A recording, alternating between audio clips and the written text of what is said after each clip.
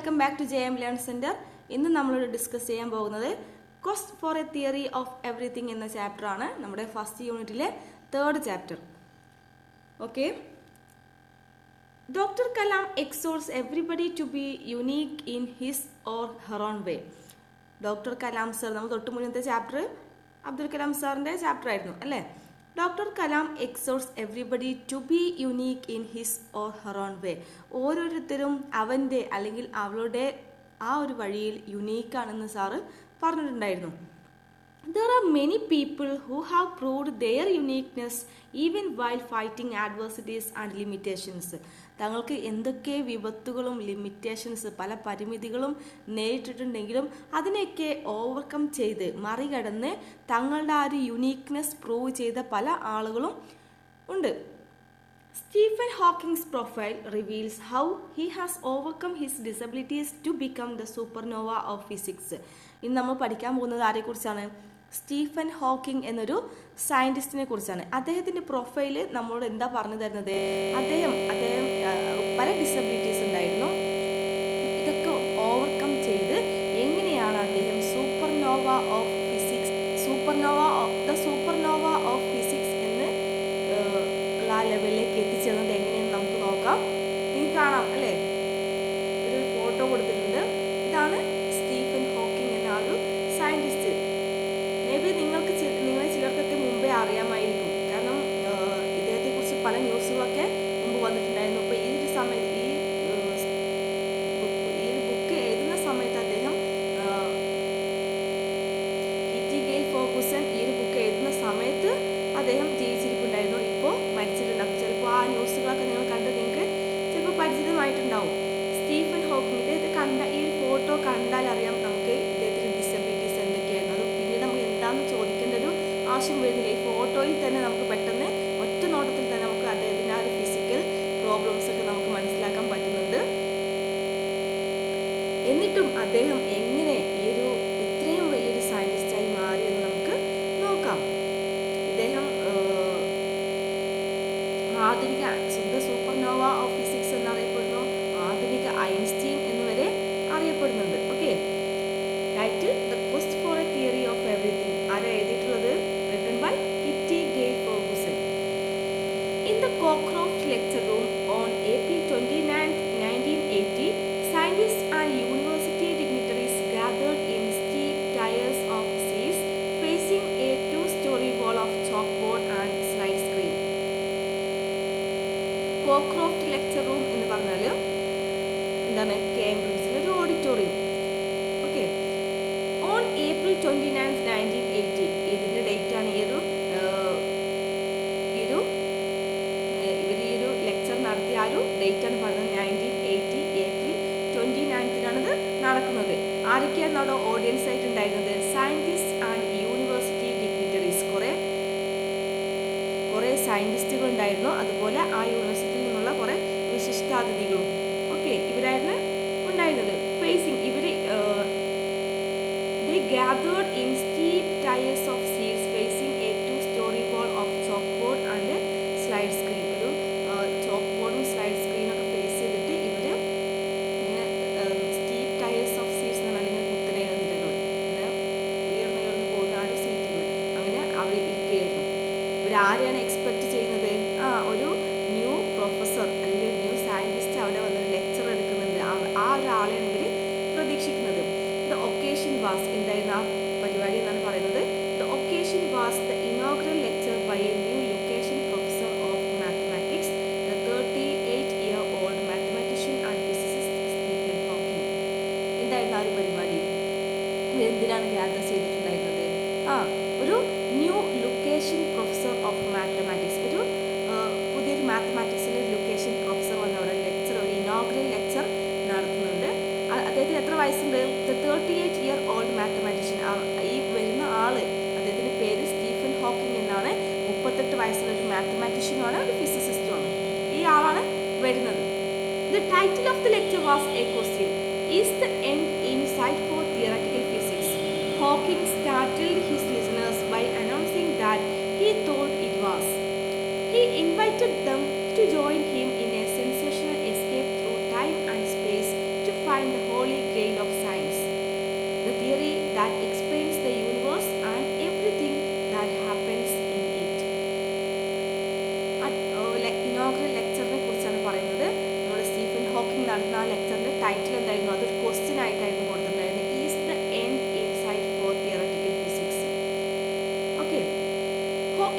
startled his listeners by announcing that he thought it was ആ ഒരു theoretical physics ആ ഒരു ക്വസ്റ്റ്യൻ അത് ഈസ് ദ എൻഡ് അവസാനിച്ചോ എന്നാണ് ചോദിച്ചത്. അത് അവസാനിച്ച് എൻഡ് ചെയ്തു എന്ന് പറഞ്ഞിട്ട് അദ്ദേഹം ആ ഒരു ഓഡിയൻസിനെ എന്താ പറയുക പേടിപ്പിച്ചെന്ന് പറയാം, അല്ലെങ്കിൽ ഞെട്ടിപ്പിച്ചു. അത് അവസാനിച്ചിട്ടുണ്ട് എന്ന് പറഞ്ഞു. അദ്ദേഹം അങ്ങനെ വിശ്വസിക്കുന്നു എന്ന് പറഞ്ഞു. He invited them to join him in a sensational escape through time and space to find the holy grail of science. Holy grail, ഒരു സ്റ്റാർ കാണാൻ പറ്റത്തില്ലേ? ഈ holy grail എന്ന് പറഞ്ഞാൽ ഈ പേജിന്റെ താഴെ കൊടുത്തിട്ടുണ്ട് കണ്ടോ, holy grail, the cup said to be used by Jesus Christ at last supper. Jesus ക്രൈസ്റ്റിന് ലാസ്റ്റ് സപ്പർ ഉണ്ട്, അവസാനത്തെ അത്താഴം, അതിൽ യൂസ് ചെയ്തിട്ടുണ്ടായിരുന്ന ഒരു കപ്പാണ്. നമ്മൾ പാനപാത്രം എന്നൊക്കെ കേട്ടിട്ടുണ്ടായിരിക്കും, അതാണ് holy grail.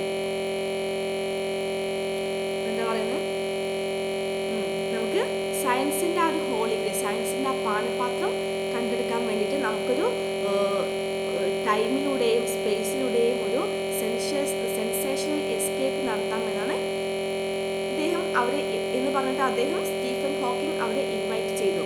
The theory that explains the universe, അതിൽ എന്തൊക്കെ തിയറീസ് ആണ് പറയുന്നത്, യൂണിവേഴ്സിനെ കുറിച്ച് പറയും, നമ്മുടെ പ്രപഞ്ചത്തെ കുറിച്ചുള്ള തിയറീസും and everything that happens in it, അതിൽ നടക്കുന്ന എല്ലാ കാര്യങ്ങളെക്കുറിച്ചുള്ളൊരു എല്ലാ കാര്യങ്ങളെക്കുറിച്ചും ഇതാണ് ആ ഒരു ഇദ്ദേഹം നോക്കിയിട്ടുണ്ടായിരുന്നത്. Stephen Hawking sat silently in a wheelchair while one of his students read his lecture to the assembled company. Judged by appearance alone, Hawking didn't seem a promising choice to lead any adventure. അല്ലേ, നമ്മൾ ആ photo കണ്ടു, അപ്പോൾ ഇനി കൂടുതലൊന്നും പറയണ്ട. Stephen Hawking SAT silently in A wheelchair, അദ്ദേഹം ഒരു വീൽചെയറിൽ silent ആയിട്ടിരുന്നു. while one of his students read his lecture to the assembled company, അവിടെ കുറച്ച് പേര് അസംബിൾ ചെയ്ത ചെറിയൊരു ഓഡിയൻസ് ഉണ്ടായിരുന്നു അല്ലേ, അവർക്ക് ഇദ്ദേഹത്തിൻ്റെ സ്റ്റുഡൻസിൽ ഒരാളാണ് ഈ ഒരു ലെക്ചർ വായിച്ച് കേൾപ്പിക്കുന്നത്. സ്റ്റീഫൻ ഹോക്കിംഗ് അല്ല പറയുന്നത്. Judged by appearance alone, Hawking didn't seem a promising choice to lead any adventure. ഈ ഒരു ഒറ്റ നോട്ട്, ഈ ഒരു പ്രത്യക്ഷ കാഴ്ചയിൽ എന്ത് തോന്നിയില്ല അവർക്കാർക്കും, ഒരു അത്രയും വലിയൊരു ഒരു സംഭവമാണെന്നൊന്നും സ്റ്റീഫൻ ഹോക്കിങ്ങിനെ കണ്ടാൽ ഇവർക്ക് തോന്നിയില്ല. Stephen William Hawking was born on 8th January 1942 in Oxford, England. It was exactly 300 years after the death of Galileo, the father of modern science. ഇനി നമ്മൾ സ്റ്റീഫൻ ഹോക്കിങ്ങിനെ കുറിച്ച്, അദ്ദേഹത്തിൻ്റെ ക്ലാസ് അങ്ങനെ ഒരു ഇനോഗ്രൽ ലെക്ചർ കൊടുത്തു എന്നാണ് പറഞ്ഞത്, അത് കഴിഞ്ഞു. ഇനി ഇദ്ദേഹത്തെ കുറിച്ചാണ് നമ്മുടെ ഇദ്ദേഹത്തിൻ്റെ പ്രൊഫൈലായിട്ടാണ് നമ്മൾ ഇനി പഠിക്കുന്നത്. Stephen William Hawking, his full name, was born on 8th January 1942. His birth date, dates ഒക്കെ നോക്കാം, നമുക്ക് ടൈം ലൈൻ അവസാനം പ്രിപ്പയർ ചെയ്യാണ്ട്, അപ്പോൾ ഡേറ്റ്സ് ഒക്കെ ഒന്ന് നോക്കി വെച്ചോളൂ. 1942 ജനുവരി 8 അദ്ദേഹം ജനിച്ചത്. എവിടെയാണ്? ഇൻ ഓക്സ്ഫോർഡ്, ഇംഗ്ലണ്ട്, ഇംഗ്ലണ്ടിലെ ഓക്സ്ഫോർഡിൽ. It was exactly 300 years after the death of Galileo, the father of modern science. Modern സയൻസിന്റെ ഫാദർ ആയിട്ടുള്ള ഗലീലിയോയുടെ മരണത്തിന് കൃത്യം 300 വർഷങ്ങൾക്ക് ശേഷമാണ് അദ്ദേഹം ജനിക്കുന്നത്. ഫ്രാങ്ക് ആൻഡ് ഇസബൽ ഹോക്കിംഗ്, ഇതെന്താണ് ഇദ്ദേഹത്തിന്റെ പാരൻസ് ആണ് കേട്ടോ. Frank and Isabel Hawking, Stephen's parents were not wealthy, but they believed in the value of education. So they planned for Stephen to go to Westminster, a famous public school in the heart of London. Unfortunately, Stephen was ill at the time of the scholarship examination for Westminster. Therefore, he attended the local St. Albans school. Frank and Isabel Hawking, Stephen's parents were not wealthy. അവർ അത്ര വലിയ പണക്കാരൊന്നും അല്ലായിരുന്നു. But they believed in the value of education. പക്ഷെ അവർക്ക് ഈ education, വിദ്യാഭ്യാസത്തിന്റെ മൂല്യം എന്താണെന്ന് അവർക്ക് അറിയാമായിരുന്നു. So they planned for Stephen to go to Westminster, a famous public school in the heart of London. ലണ്ടന്റെ ഹൃദയഭാഗത്തുള്ളൊരു ഫേമസ് പബ്ലിക് സ്കൂൾ ആയിരുന്നു വെസ്റ്റ്മിൻസ്റ്റർ. അവിടേക്ക് പോയിട്ട് അവിടെ സ്റ്റീഫനെ ചേർത്താൻ ആര് തീരുമാനിച്ചു? സ്റ്റീഫൻ ഹോക്കിങ്ങിന്റെ പാരൻസ് തീരുമാനിച്ചു. Unfortunately, Stephen was ill at the time of the scholarship examination for Westminster. ഈ വെസ്റ്റ്മിൻസ്റ്റർ സ്കൂളിലേക്ക്, ആ ഒരു പബ്ലിക് സ്കൂളിലേക്കുള്ള ആ ഒരു സ്കോളർഷിപ്പ് എക്സാമിനേഷൻ ഉണ്ടായിരുന്നു. ആ സമയത്ത് നിർഭാഗ്യവശാൽ എന്ത് പറ്റി? സ്റ്റീഫൻ ഹോക്കിംഗ് വാസ് ഇൽ എന്ന് പറഞ്ഞാൽ അസുഖബാധിതനായി. അതുകൊണ്ട് തന്നെ Therefore, he attended the local St. Albans school. അപ്പോൾ സ്വാഭാവികമായിട്ടും അവിടേക്ക് അഡ്മിഷൻ കിട്ടിയില്ല. അതുകൊണ്ട് തന്നെ ഒരു ലോക്കൽ സ്കൂളായിട്ടുള്ള സെയിൻറ്റ് ആൽബൻസ് സ്കൂളിൽ അദ്ദേഹം അഡ്മിറ്റ് ചെയ്തു. By the time he was 8, he was thinking seriously about becoming a scientist. Frank Hawking encouraged his son to follow him into medicine, but Stephen found biology too imprecise. He wanted a subject in which he could look for exact answers and get to the root of things. By the time he was 8, സ്കൂളിലൊക്കെ ചേർത്തി Stephen ഹോക്കിങ്ങിന് 8 വയസ്സായി. He was thinking seriously about becoming A scientist. ആ സമയത്ത് തന്നെ അദ്ദേഹം വളരെ serious ആയിട്ടൊരു scientist ആവുന്നതിനെ കുറിച്ച് ചിന്തിച്ചിട്ടുണ്ടായിരുന്നു. നമ്മുടെ കാര്യമൊക്കെ ഒന്ന് ആലോചിച്ച് നോക്കിയേ. Frank Hawking encouraged his son to follow him into medicine. പക്ഷെ അദ്ദേഹത്തിന്റെ ഫാദർ ആയിട്ടുള്ള ഫ്രാങ്ക് ഹോക്കിംഗ് അദ്ദേഹത്തിന് എന്തായിരുന്നു താല്പര്യം ഉണ്ടായിരുന്നു? തന്റെ മകനെ ഒരു ഡോക്ടർ ആക്കണം, ആ ഒരു മെഡിക്കൽ ഫീൽഡിലേക്ക് തിരിക്കണം എന്നായിരുന്നു അദ്ദേഹത്തിന്റെ താല്പര്യം. പക്ഷേ but Stephen found biology too imprecise. Imprecise എന്ന് പറഞ്ഞാൽ എന്താ? നിങ്ങളുടെ ടെക്സ്റ്റ് തന്നെ അവസാനം കൊടുത്തിട്ടുണ്ട് ഇൻഎക്സാക്ട് എന്ന് പറയും, ഒരു കൃത്യതയില്ലാത്തത് അല്ലെ. ബയോളജിക്ക് ഒരു കൃത്യതയില്ല എന്ന് അദ്ദേഹം വിശ്വസിച്ചു. അദ്ദേഹത്തിന് അങ്ങനെയാണ് തോന്നിയത്, ബയോളജി ഒരു കൃത്യതയില്ലാത്തൊരു സബ്ജക്റ്റാണ്. അതുകൊണ്ട് എന്തിനാ അത് പഠിക്കുന്നത്? He wanted A subject in which he could look for exact answers and get to the root of things. അദ്ദേഹത്തിന് ആവശ്യം ഒരു സബ്ജക്റ്റ് ആയിരുന്നു. ആ സബ്ജക്റ്റ് എക്സാക്ട് കറക്റ്റ് ആൻസേഴ്സ് അവിടെ കിട്ടണം. ഒരു ക്വസ്റ്റ്യൻ ഉണ്ടോ, അതിനൊരു കറക്റ്റ് ആൻസർ അവിടെ കിട്ടിയിട്ടുണ്ടാവണം. ഇങ്ങനത്തെ ഒരു സബ്ജക്റ്റ് ആയിരുന്നു അദ്ദേഹത്തിന് താല്പര്യം. Young Stephen was no prodigy. He was just an ordinary English schoolboy, slow in learning to read, his handwriting the despair of his teachers. He was ranked no more than halfway up in his class, though he now says in his own defense, it was a very bright class. Young Stephen was no prodigy. Prodigy എന്ന് പറഞ്ഞാൽ genius. അപ്പോൾ he was not a genius എന്നാണ് പറയുന്നത്. ഇദ്ദേഹത്തിന്റെ young Stephen ചെറുപ്പത്തിൽ ഒരു അത്ര വലിയൊരു എന്താ പറയുക ജീനിയസ് ഒന്നും അല്ലായിരുന്നു. പ്രോഡിഗി എന്ന് പറഞ്ഞാൽ genius. He was just an ordinary English school boy. എല്ലാവരെയും പോലെ തന്നെ ഒരു ഓർഡിനറി സാധാരണ ഇംഗ്ലീഷ് സ്കൂൾ ബോയ് ആയിരുന്നു ആ ഒരു സമയത്ത്. Slow in learning to read. വായിക്കാനൊക്കെ പഠിക്കുന്നത് വളരെ സ്ലോ ആയിരുന്നു. His handwriting the despair of his teachers. Despair എന്ന് പറഞ്ഞാൽ നമുക്ക് നിരാശപ്പെടുത്തുന്നത് അല്ലേ. ഇദ്ദേഹത്തിന്റെ ഹാൻഡ് റൈറ്റിംഗ് ഒക്കെ കാണുമ്പോൾ ടീച്ചേഴ്സിന് തന്നെ ഒരു നിരാശയായിരുന്നു. He was ranked no more than half way up in his class. ഏകദേശം ആ ഒരു മിഡിലൊക്കെ ആയിട്ടായിരുന്നു അദ്ദേഹത്തിന്റെ റാങ്കുകളൊക്കെ വന്നത്. അല്ലാതെ ഏറ്റവും ഫസ്റ്റ് റാങ്ക് സെക്കൻഡ് റാങ്ക് ഒക്കെ വാങ്ങിക്കുന്ന ആളൊന്നും അല്ലായിരുന്നു. Though he now says in his own defence. പക്ഷെ അതിനെക്കുറിച്ച് അദ്ദേഹം ഇപ്പോഴും പറയുന്നത് എന്താന്ന് വെച്ചാൽ it was a very bright class. അത് വളരെ ബ്രൈറ്റ് സ്റ്റുഡൻസ് മാത്രം പഠിക്കുന്ന ഒരു ക്ലാസ് ആയിരുന്നു എന്ന് പറഞ്ഞാൽ. അപ്പൊ പിന്നെ ഇദ്ദേഹത്തിന്റെ റാങ്ക് എന്തായാലും ഒരു മിഡിലല്ലേ വരാൻ ചാൻസ് ഉള്ളൂ. അങ്ങനെയാണ് അദ്ദേഹം ആ ക്ലാസ്സിനെ കുറിച്ച് പറയുന്നത്. നന്നായിട്ട് പഠിക്കുന്ന കുട്ടികൾ മാത്രമുള്ള ഒരു ക്ലാസ് ആയിരുന്നു, ഒരു ബ്രൈറ്റ് ക്ലാസ് ആയിരുന്നു എന്നാണ് പറയുന്നത്. At 14, Stephen knew that he would pursue mathematics and physics. His father called this impractical, for there were no jobs in mathematics except teaching. Moreover, he wanted his son to attend his own college, and Oxford offered no mathematics. He followed his father's advice and studied chemistry, physics, and only a little mathematics in preparation for the entrance into Oxford. He did well in physics, and the interview was brilliantly accepted. At 14, ഇപ്പം എത്രയായി? 14 വയസ്സായി. Stephen knew that he would pursue mathematics and physics. 8 വയസ്സിൽ തന്നെ Stephen Hawking എന്ന് തീരുമാനിച്ചിട്ടുണ്ടായിരുന്നു, ഒരു scientist ആയി തീരണം എന്ന് ചിന്തിച്ചിട്ടുണ്ടായിരുന്നു. ഇപ്പോൾ അദ്ദേഹം എന്ത് തീരുമാനിച്ചു? അദ്ദേഹം ഏതൊക്കെയാണ് പഠിത്തം തുടരേണ്ടത്? മാത്തമാറ്റിക്സും ഫിസിക്സും ആണ് അദ്ദേഹം ഇനി പഠിക്കേണ്ടത് എന്ന് തീരുമാനിച്ചു. His father call this impractical. പക്ഷെ ഈ തീരുമാനം കേട്ടപ്പോൾ ഫാദറിന് തോന്നിയത് എന്താണ്? അതൊരു ഇംപ്രാക്ടിക്കലാണ്, അത് നടക്കാൻ പോകുന്ന ഒരു കാര്യമല്ല. കാരണം എന്തായിരുന്നു? അങ്ങനെ ചിന്തിക്കാനൊരു കാരണമുണ്ടായിരുന്നു. For there were no jobs in mathematics except teaching. ഈ മാത്തമാറ്റിക്സ് എടുത്ത് പഠിക്കുകയാണെങ്കിൽ അന്നത്തെ കാലത്ത് ടീച്ചിങ് അല്ലാതെ വേറൊരു ജോലി ഇല്ല. അപ്പോൾ അതിലത്ര ഫാദറിന് അത്ര താല്പര്യം ഇല്ലായിരുന്നു.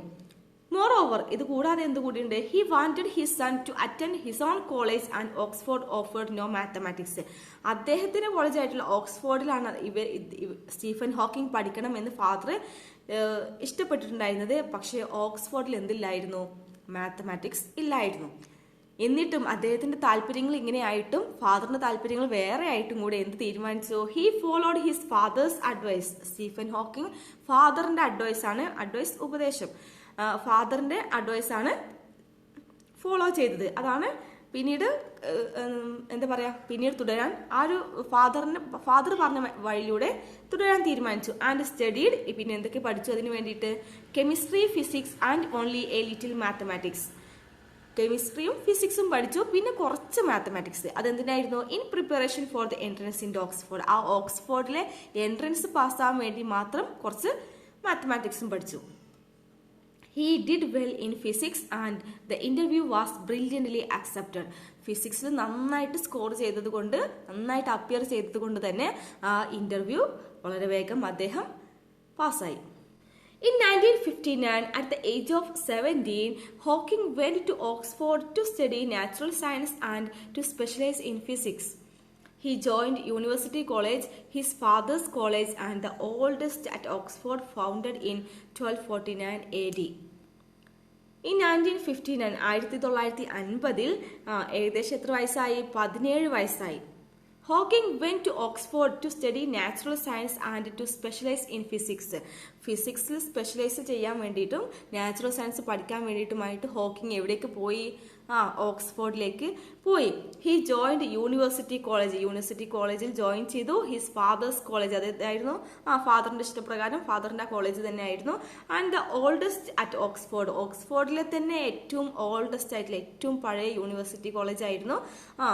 എന്നാണ് അത് ആ ഒരു കോളേജ് സ്ഥാപിച്ചിട്ടുണ്ടായിരുന്നത്, 1249 AD തുടങ്ങിയിട്ടുണ്ടായിരുന്ന ഒരു കോളേജ് ആയിരുന്നു. അങ്ങനെ അദ്ദേഹം അവിടെ ജോയിൻ ചെയ്തു. Nevertheless, for about a year and a half, Hawking was lonely and bored. He was not inspired to relieve his boredom by exerting himself academically, but halfway through his second year, he began enjoying Oxford. Nevertheless, for about a year and a half, ഒരു 1.5 വർഷമൊക്കെ എന്ത് സംഭവിച്ചു, Hawking was lonely and bored. Hawking ഒറ്റയ്ക്കായിരുന്നു, അദ്ദേഹത്തിന് വളരെ ബോറടിച്ചിട്ടുണ്ടായിരുന്നു ആ ഒരു കാലഘട്ടം.